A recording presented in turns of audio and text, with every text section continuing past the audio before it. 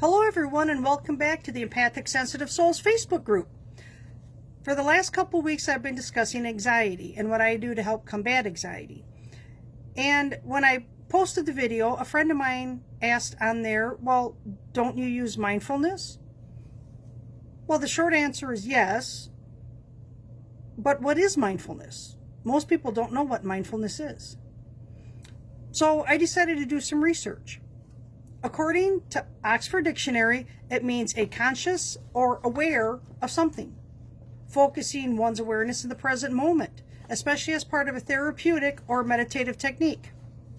Google says that mindfulness means maintaining a moment-by-moment awareness of our thoughts, our feelings, bodily sensations, and surrounding environment through a gentle, nurturing lens. When we practice mindfulness, our thoughts tune into what we're sensing in the present moment rather than rehashing the past or imagining the future. So when you're in that moment of anxiety, how in the heck does that help? It helps by bringing your thoughts back to you.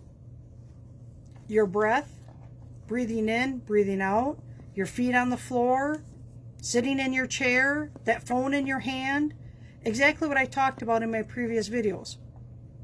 But there are things that you can do before you get to that high anxiety state. First, start practicing mindfulness when it's easy, when things are going good. Sit down, take a few deep breaths in and out, feel your breath going in, feel it going out. Be conscious of where you're sitting, your chair. Is it warm? Is it comfy? Is it soft? Is it hard? When things are going really good, it's easy to be mindful. But the more you practice it, especially when it's easy, it just becomes a habit then. Next, practice it while you're doing something you always do, like the dishes or brushing your teeth. When you pay attention and focus on what you're doing, your hand washing the dish, the feel of the suds, the washcloth in your hand, the water running, when you're brushing your teeth, how the toothbrush feels in your hand, the taste of the toothpaste. Watch your movements and your thoughts. Be in the present moment, not thinking of the hundreds of things you have yet to do. Just concentrate on what you're currently doing. If a situation arises that makes you uncomfortable, and before you hit that anxiety button, stop and think about the situation. Become curious about it. Why am I reacting this way? What is it about this situation that makes me want to go into a panic? What is causing me to think this way? I don't like this, but why? You can't be curious and anxious at the same time. Your brain won't allow it.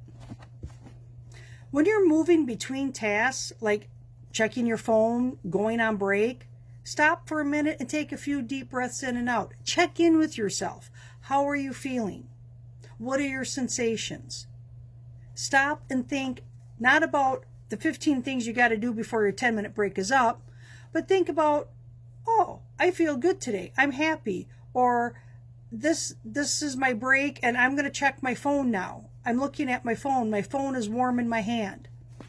Stop and think about yourself. Think and check in to see how you're feeling.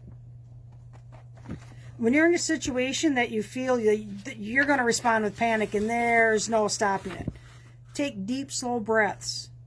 Keep taking them until you feel just a little bit calm. Just a little bit, just a little bit. Lastly, ground yourself. Well, how do I do that? What is grounding? Sit down. Take deep breaths. Put your feet on the floor. Sit in the chair. Think about the chair. Is it hard? Is it soft? Can I lean back? Do I got to sit upright? Is it fabric? Is it leather? Is it plastic?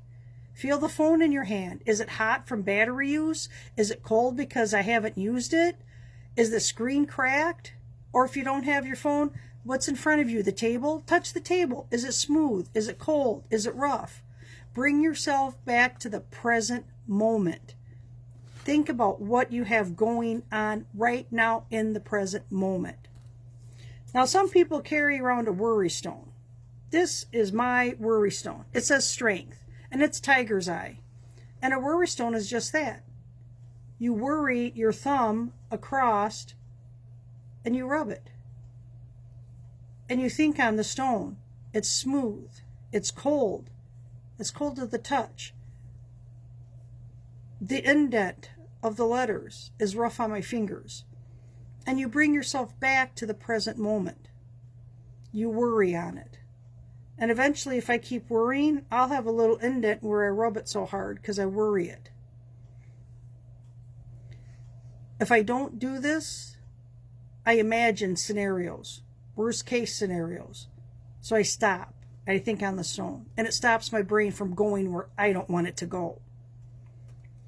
So I looked up tiger's eye.